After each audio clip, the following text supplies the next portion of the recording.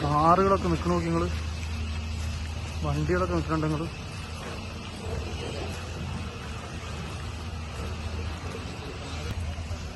ഇത്രയും വലിയ പാറക്കെട്ടുകളാണ് വന്ന് അടിഞ്ഞിരിക്കുന്നത്.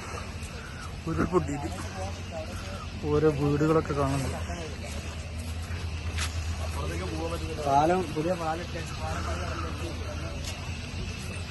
എന്താന്ന് വെച്ചാൽ ഇതൊക്കെ സാധാരണക്കാർ താമസിക്കുന്ന ഏരിയ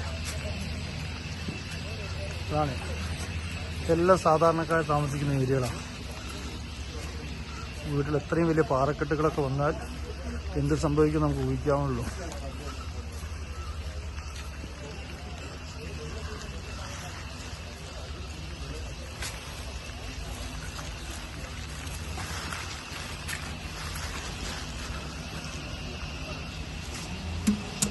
ആ തലക്കന്നാട്ട് വന്നത് ഉരുൾപൊട്ടിയിട്ട്